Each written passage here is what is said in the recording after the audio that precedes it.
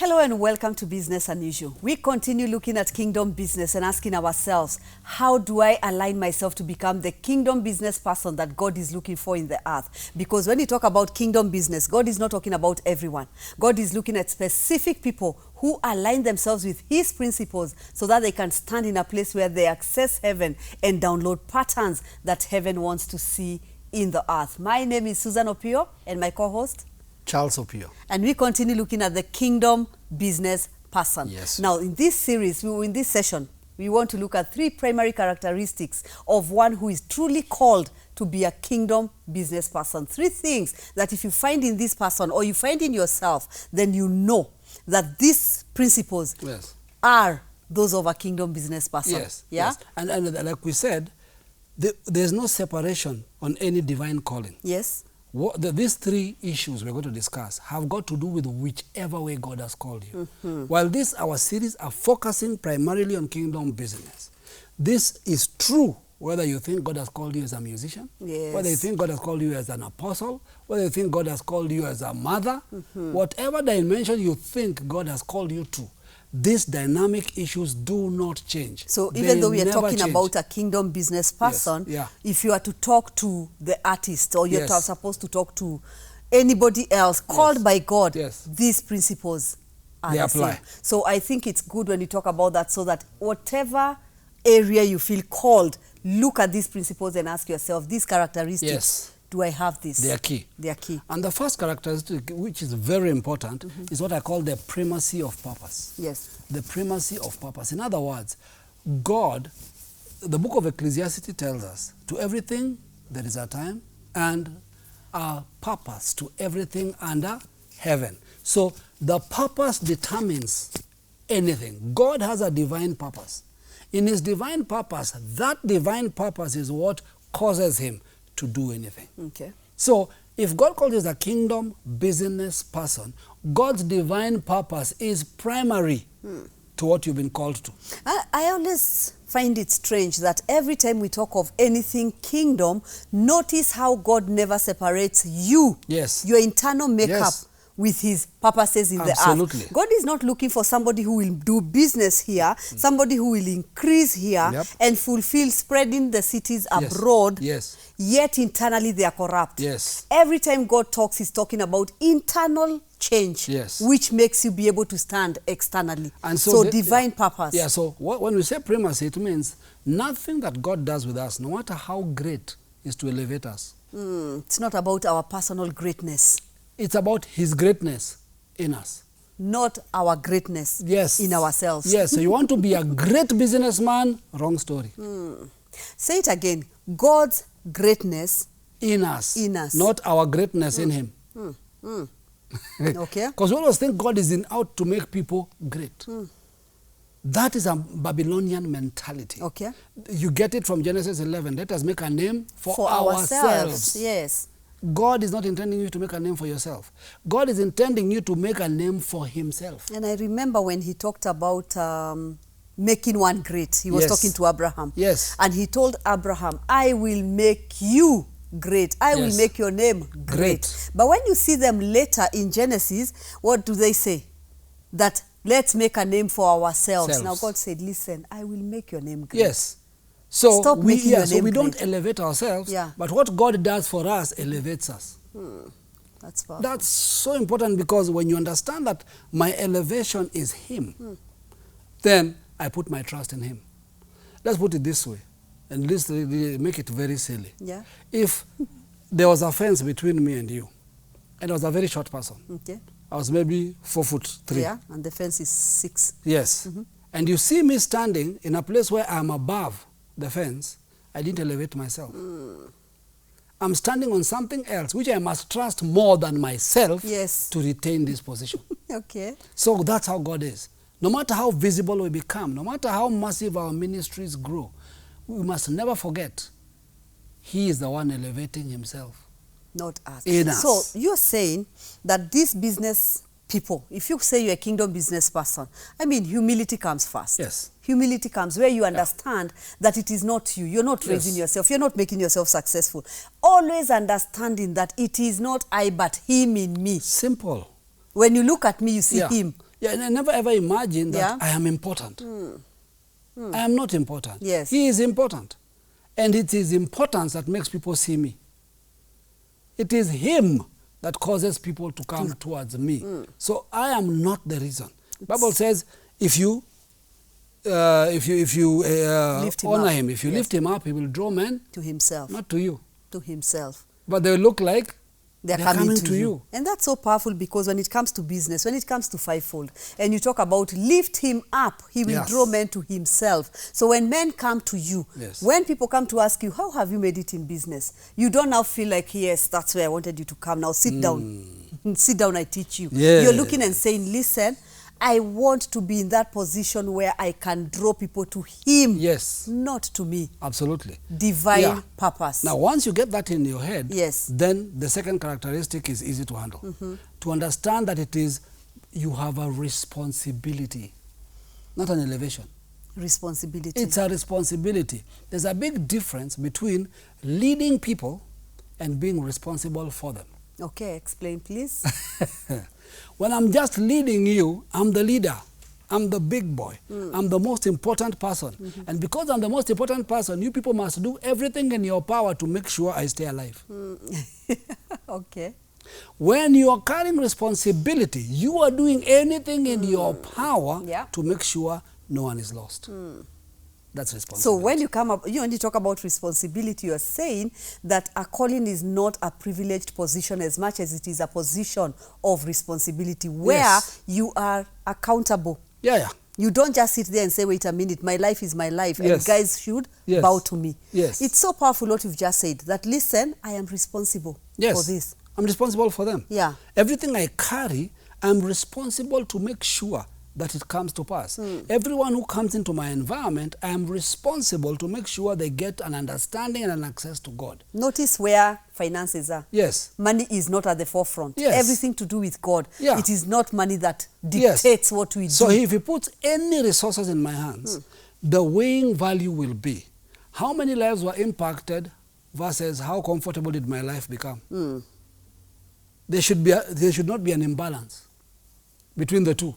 In other words, if I'm being in comfort, then my responsibility is others should learn to come into comfort. Remember, we are talking about a calling. And when we talked about this calling, we said that these are characteristics of those who are truly called by God. And this is not just in business. So you hear it from every minister. Dimension. When it comes to a minister, God is telling you, those people who have come to you, be responsible. Make sure they come up. You never leave people where you found them. Always lift them up. And you know, think about it. In 6-point-something billion people, he chose you. Now, that can be a position of arrogance or a position of humility. Notice, it doesn't say, in 6 billion people, you are the best. He chose you. He chose you. Yes. That means he could have chosen another. Anyone else. Now, this becomes very sobering, because I know we teach many things in Scripture, and sometimes we really want to motivate people, but we miss the principle. I know we've talked about many people, the Joseph company, the Daniel company, the whatever, but we keep forgetting something crucial. Let's take Esther, for example. Esther is in the kingdom. Notice where she is? In the kingdom. But she's told, listen, you don't do this. The reason you were elevated, the reason you are a queen, the reason you were chosen. If you don't do this, you are in the kingdom for such a time as this. If you don't do it, help will come from another source. God is not limited. So the purposes of God remain. Yes. But our people can change. God is not limited to you. So if we change, if we don't stay in the character of God, He can change our people, but His purpose will not be changed. And the pattern is right through Scripture. I mean, we can't even miss it. There can be a Saul and a David, a Esau, a Jacob, an Adam, a last Adam. It doesn't matter, a Moses, a Joshua. The pattern is on and on and on. What God is basically saying is this: be sober if you're chosen. Be humble if you're chosen. And we've seen patterns of where God takes the second, or rather takes away the first to establish the second. It's a pattern. Takes away the first when it comes to an issue of how are you staying connected to Him. If you miss it, God puts you aside and establishes another. Simple. And like you've said, we've even seen Adam. When Adam, the first man who was created, when he messed up, God did not get stranded. God did not say, oh no, I have to go back to start all over again. God says, I might take thousands of years, I mean generations from Adam to the book of Matthew. Look at how many generations, but God says, I can wait. You know why? He lives in eternity. He's not under pressure. He's not under pressure from time. So he says, I can hold back and look for another. Now, do you want God to see you as the one he has already called before you were born?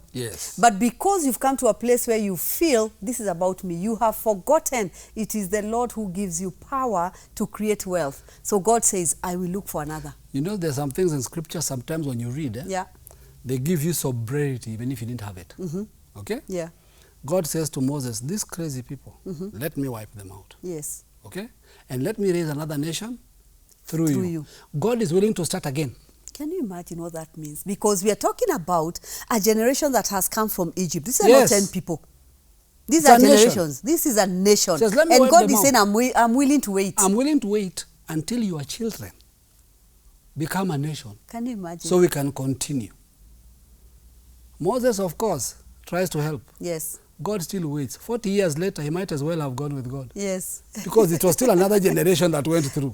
So that tells me that when God chooses us and gives us responsibility, we should not think it is our greatness or our power or our ability as we began. There's a responsibility. It is him. There's a responsibility to carry out within the window of time he has given me. There are certain key issues, and I'm part of a bigger agenda. I'm not the agenda. I think that's also maybe something that we always seem to miss. Yes. That life is not about me. No. Because I see myself talking from a perspective of man, that you have 70 years, 100 years, 120 years, you think that is life. God tells you you're part of something I'm doing. Exactly. You happen to be on the timeline in this season, but God has an eternal purpose that he's doing. Now, us understanding that in our generation, you're supposed to push or to further the purposes of God, not to stop with you. God says, listen, I'm looking for people who have a mentality that this is not the end of God's purposes. It is a continuation until we come to that place called the book of Revelation, so that we go to the next level. So, keep tracking. This thing is not to make us great. It is primarily God's purpose. Number two, we are to take responsibility. Once we embrace it, it's not about us. It's about others. Third, it is initiated by God. We don't initiate it. Let's talk about that. And let's talk about that. Problems. Most of the time we sit down and say, now, can we have a meeting so that we think of what to do? Let's initiate something. Exactly. I want to do something. We initiate. Now, coming to a place of understanding that if you want to walk in the calling of God, you must allow him to initiate it in you. You don't initiate. He's the one who calls. This, let me tell you, to me, this is usually, if you want to take the three and look at the most important, without which the other two cannot work, it's this one. So we start with the calling. God initiates it. It is his idea, never ours. You know why? We stand up saying, you know what, you are the preacher, me, I'll do business. Stop. You don't decide. It's not how you think you can work out. Sometimes you say, oh, but you know my skill sets are. Many skill sets have been learned. People don't know that. Not given by God. I mean, if today you come to a place of being stranded in life, do you realize you can come up with something? Use your mind, you can come up with something. If you go to another nation, you can learn something. Meaning you can collect skills. But which one is from God? And this is the scary part of this whole story. Is that these things do not, when God moves and God calls and God picks, everything is doing is from the heavens. The kingdom come. That will be done. On earth. Nothing starts in the earth. Nothing. Come from heaven to the earth. Here is the problem. The minute you say kingdom business, we only know earth. So in our mind, kingdom business must fit a certain parameter in the earth. So we think it's human learning. We think it is knowledge. We think it is education. We think it is which degree you have. Kingdom business completely nullifies all those things. It has no connection with those things. In other words, those things, you have them, but God doesn't need them.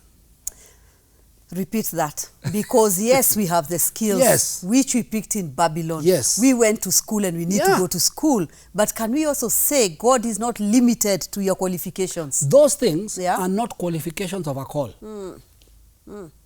They are qualifications of function in Babylon. So you cannot use your education to justify a call in God. Exactly. What you're qualified for in Babylon doesn't qualify you for the kingdom. Okay, let me ask you a question. Many of us say, because I am so well versed in Babylon on how to teach children, God called me as a teacher. Nope. You are qualified as a teacher. Qualified. Of Babylon. Qualified. Of Babylon, not. Yeah. When God wants to call you as a teacher in the kingdom, he will qualify you. Okay, let's go back to that. There's a big difference between qualification and a calling. Yeah. When God says, I have called you, he's not talking about using the qualifications of Babylon to call you. So God doesn't also sit in heaven and looking and saying, so how many graduates do we have? Exactly. So let's pick these three and make them. No, he already made you. You can be qualified for whatever in Babylon, but the calling stays. Yeah. Actually, if you look into Babylon, you're going to hear this conflict. Many places we function in our other roles as futurists and business and whatever. I'm so used to hearing this statement until nowadays it just amuses me. Somebody stands up and says, I am so and so, I have a PhD in this, a degree in that, and a degree in this, and currently I'm keeping chickens. You're like, so why did you mention the others? I'm a lawyer. Yes. But right now I'm doing beekeeping. Exactly. You wonder whether you are doing law with the bees. Yeah. Why? Babylon told me these are the qualifications you need to be accepted in Babylon. In Babylon, not in the kingdom. And listen, guys, when God sends us to Babylon, he can allow us to get qualifications to access Babylon, not to function there. So can we separate two things then? There is something called the kingdom of God and there's something called the kingdom of this world. Yes. Now for you to go and meet the president to give him solution for COVID in your nation, you need qualifications. Simple. The first thing they ask is, who is that? Yes. So and so, what do they do? So you need the qualifications of Babylon for doors to open in Babylon. Yes. But those doors are not what qualifies you in the kingdom. A qualification is not a calling. Let me explain. Yeah. The 3 Hebrew boys plus Daniel were all qualified equally. But God gave Daniel wisdom, calling. Who ruled? Daniel. Because he went beyond the qualification. So qualification was an entry point. So we are not advocating stupidity. We're not advocating people not to learn. We're not saying, please, let's not get two things right. Stop framing Babylon with the kingdom. Yeah. Because if you're thinking kingdom, you're saying we don't need to go to school to work. You're still in Babylon. That is all of that. Yeah. Go to school and work. Those are. They're in Babylon. Do them. I think it's good to again repeat that issue of this. We are talking of two things here. Yes. When you're in the world, when we say Babylon, it's the world. All right? In the world, you need these qualifications. Absolutely. For you to rise in the world, you need this qualification. But in the kingdom, God does not need to use your qualifications to raise you to any position. Yes. Even when God wants you, wants to come through you to do something in Babylon, he is not limited to your qualification. I think that's where we confuse many times. And let me also move it to ministry, Yes. because then people won't understand. Okay. Remember, the calling is the same. Yes. There is no theological school. There is no training program that gives you a call. It gives you a qualification. It gives you knowledge. So when the government says that now you cannot open a church without a certificate, that's the government, not God. Yes. So you go for the certificate for the government's sake, for a not career. for God. And if you need a career in that line, you better get the certificate. Yes. Now let me explain it using, again, scripture. Okay? Listen carefully. There is no, when people prophesy to you, they do not give you a call. Okay. They recognize the call on you. So there's no prophetic word that can shape you. No prophetic word creates a call. Nobody can prophesy to you and you become that prophecy. Say it again. The prophetic call recognizes who you are. Okay. Let me go to David to explain this properly. All right. God said to Samuel, I have rejected Saul. Was Saul qualified to be king? No, God called him. I have chosen David. Do you realize Samuel had to go and anoint David? Samuel's anointing of David did not make him king. God chose him. He was already king. Yes. Samuel came to confirm God's choosing. All right? Yes. So we can get a prophetic team to prophesy over your life, and they are simply confirming, they are reading from God's book. Who you are. Who you already are. Yes. They are not giving you a mandate. Ordination is not giving you a ministry. Ordination is recognizing you have a ministry. So confusion is where you think, because I have not been ordained, I cannot speak the things of God. There you go. And now, on the other hand, the recipient, I can't receive from you because I don't see your certificate. Exactly. Confusion. So Exactly. separating Babylon, the world, from the kingdom, It's a and very tight understanding that process. in the world they need certification. Yes. They need to see your papers. Yes. But in the kingdom, God Yes. goes above Exactly. those papers. So it's not okay. limited. Listen, we'll say again and again, get the papers. You have to, if you want to live in the world. Yes, get the papers to live in the world. Yes. But let God call you to impact the same world. Now, let me ask a question. When you talk about a kingdom person who has been called and anointed, now they have a PhD. Yes. But they limit themselves to the PhD to They've a point stepped out. where you introduce yourself as I am so and so, and I have a PhD in this, meaning your identity now comes from papers. Yes. Now, do you realize those papers were signed by man? There you go. How limited can that calling The be? men defined you. So you are now limiting yourself to what men can call you. Now we are saying there's another calling by God which goes beyond what men can call you. Now the calling by God is not an argument. Let's get this clear. Yes. You don't go around saying, by the way, no one can called. call me, I'm called by God and no one can tell me what to do. Listen, the people are still put around you to nurture the call, to mature it, but they don't produce it and they don't activate it.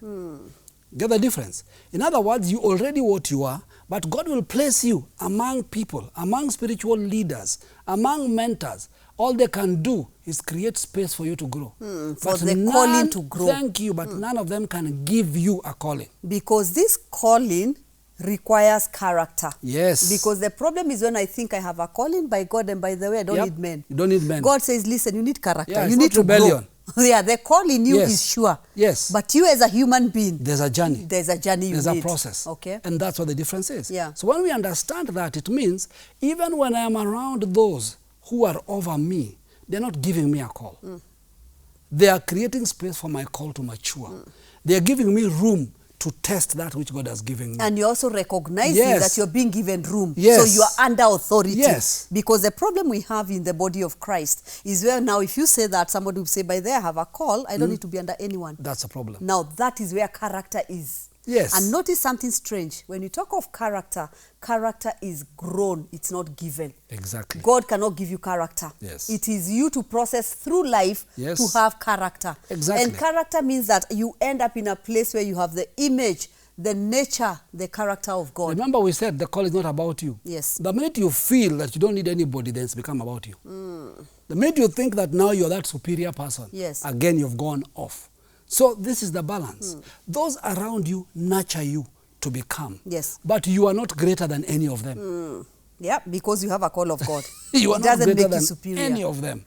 So there's a balance here. Do we need to study scriptures? Yes. Very. Paul says, I'm Pharisee of Pharisees, PhD, I know the law backwards. Yes. But when I look at it, I see it as nothing because of Christ who I have apprehended. What is he saying? The insight Christ has given me is way beyond anything the law would have taught me. But I needed to learn the law to understand the weight of this. So as a business person, do you need the word? Yes. A lot. Do you need to pray? Absolutely, you need to pray. But you don't pray prayers outside of the context of your calling. Yes. If God has called you, he needs to increase you in that thing he has called you. And so kingdom business becomes a major call on you. Oh yes, it is. Because lives are depending on it. Movement of God is attached to it. Yes. The kingdom access is attached to it. changing of lives attached to it. Does it include giving? Yes. Does it include investing? Yes. We'll be getting into that. Yes. There are so many parameters. But the primary issue is these three issues. It is God. Listen, if God has not called you and graced you with it, it's not going to happen. You can't practice, go and study, read all the self-help books you like. You cannot pray it in. Today, I want to give you homework. Go and research all the great people who have made billions and who are still making billions. And I want you to go back and research their education, their capacity, all these things you think they should have. Yes. None. In fact, let me give you one you all know. It's called Microsoft, Bill Gates, one of the richest people in the world. You know the most interesting about it? Bill Gates has no certificate in computers in terms of what you know, Microsoft, because what he had studied had to do with something entirely different. Yes. What he created has become what you're studying. Yeah. He did not pass in it, he created it.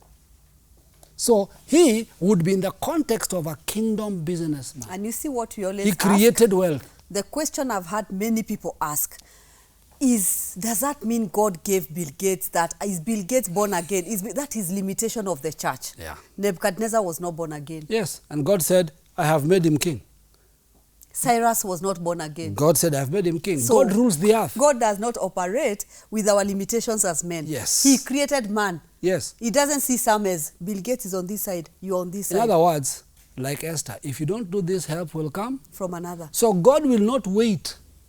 If he needs to move in the earth, he will use whom he will use. He is sovereign. Oh, God is sovereign. That is powerful. Yes. And when you talk about the call, you are saying it's not so much a call to do as much as it is a call to be. Yes. God is calling us to be. And when you look at Psalms 1, you talk of the blessed man. The blessed man. Yeah. He walks not in the counsel of the ungodly. We spoke about him, yes. I think, some few broadcasts ago. Notice the focus is on the man.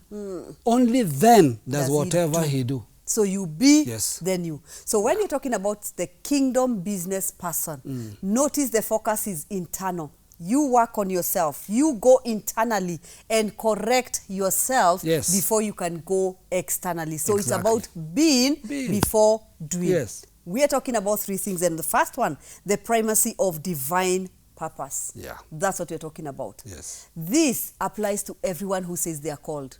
Doesn't matter whether you're fivefold. Yes. Whatever you believe it is, divine purpose. In other words, God has a pattern. Thy kingdom come, there will be done. Where do you fit into that pattern? All right. The responsibility associated with the call. So God has a call, but that call comes with responsibility. It is others. It's about otherness. Remember Jesus saying to Jesus, Peter saying to Jesus, even if the others leave you, I will never leave you. And Jesus tells him, listen, my friend, that journey you have shown, the devil is going to sift you like wheat. But listen, when you have been converted, strengthen your brothers. Responsibility. It's about otherness. Responsibility. That's where it ends. Coming to him has to do the responsibility. And the third thing, the initiative has its genesis in God. The call has its genesis in God, not in man.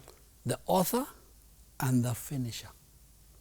God is the one who begins it and gives you the power to complete it. So you notice when we talk about kingdom business, we're not just talking about waking up one morning and deciding that you want to That's a good idea. Business. It's a beautiful idea. You can't. And neither are we saying that there's someone who can come and invite on you. That God can, as no one can come and confer that on you. Yeah, you stand up and you start prophesying. You prophesy to all the people and say, you are all now kingdom business people. You're going to do this. You're going to make millions. Listen, that's not what kingdom business is about. Yes. Kingdom business is not something we lay hands on you. It is something God lays on you. Yes. And it manifests around us. It is all about him. Yes. So when we talk about kingdom business, notice we have mentioned no money anywhere because it's not about money. It's about you coming to a place where you fulfill scripture. My cities will be spread by prosperity. Abroad, going to the nations. You come into the timeline of God. You'll hear us talking about that over and over. Are you in the timeline of God as a kingdom business person? These are the issues that we discuss when we talk about business unusual. Keep tracking.